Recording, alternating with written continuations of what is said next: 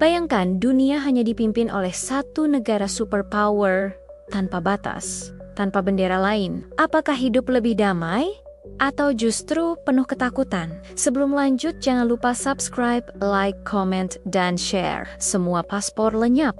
Tidak ada lagi imigrasi. Setiap manusia adalah warga dari negara yang sama, berjalan bebas kemana saja tanpa dibatasi oleh garis-garis perbatasan. Bahasa dunia pun seragam. Anak-anak dari berbagai benua tak perlu belajar bahasa asing.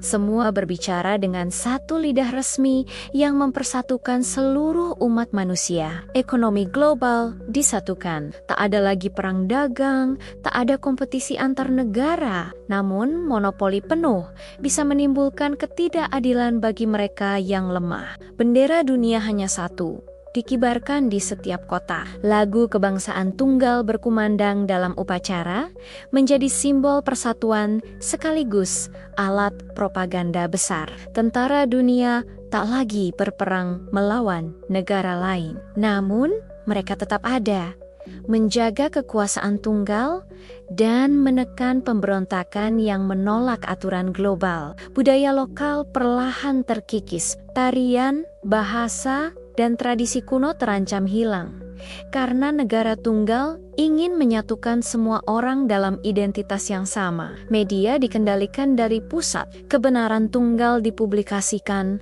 cerita yang berbeda dianggap berbahaya. Informasi berubah menjadi senjata yang mengendalikan pikiran. Sistem pendidikan diseragamkan. Anak-anak diajarkan sejarah versi resmi negara tunggal, tanpa ruang bagi kisah kecil dari suku atau bangsa yang dulu pernah ada. Keadilan terasa berat sebelah. Hukum memang seragam, tapi kekuasaan besar cenderung melayani pihak tertentu, membuat sebagian orang merasa tertindas. Namun, perdamaian global nyata, tak ada lagi perang antar negara, tak ada bom nuklir, dan tak ada pertempuran yang menghancurkan peradaban.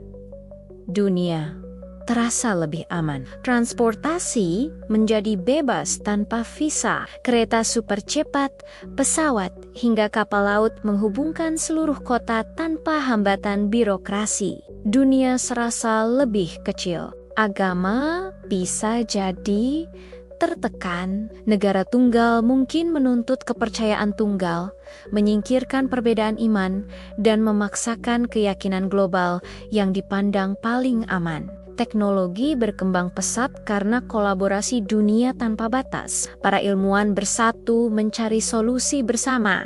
Namun hasil penelitian tetap dikontrol pusat kekuasaan. Lingkungan mungkin lebih terjaga. Dengan satu kebijakan global, hutan dan laut dilindungi. Namun, bisa juga sebaliknya. Jika negara tunggal lebih peduli pada keuntungan, kesenjangan sosial tetap ada. Kaya dan miskin tidak hilang meski hanya ada satu negara. Perbedaan kelas justru semakin tajam karena kekuasaan terkonsentrasi.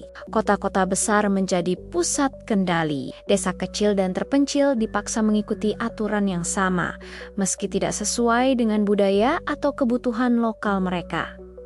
Hiburan diseragamkan. Film, musik, dan seni mengikuti standar negara tunggal. Kreativitas individu sulit berkembang karena ada batasan dari pusat penguasa. Rakyat yang memberontak disebut pengkhianat. Pemberontakan kecil akan muncul, mencoba melawan, tapi segera dihancurkan dengan kekuatan militer global.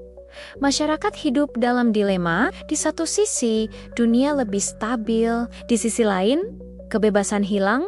Semua orang harus tunduk pada sistem yang sama. Ilmuwan sosial bertanya, apakah benar manusia cocok dipimpin oleh satu negara? Atau justru perbedaan dan keragamanlah yang membuat dunia tetap seimbang? Hubungan antar manusia mungkin lebih dekat. Tak ada lagi diskriminasi nasionalisme.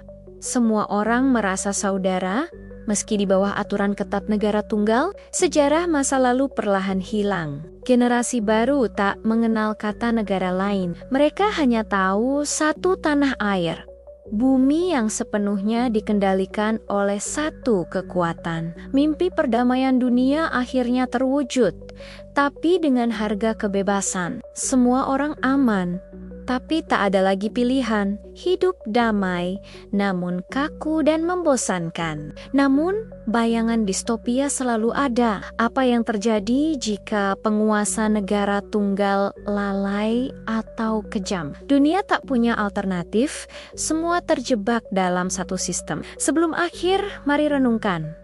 Apakah dunia benar-benar butuh hanya satu negara untuk damai? Ataukah keberagaman justru yang menjaga keseimbangan hidup manusia? Jika dunia dikuasai hanya oleh satu negara, kita belajar satu hal penting.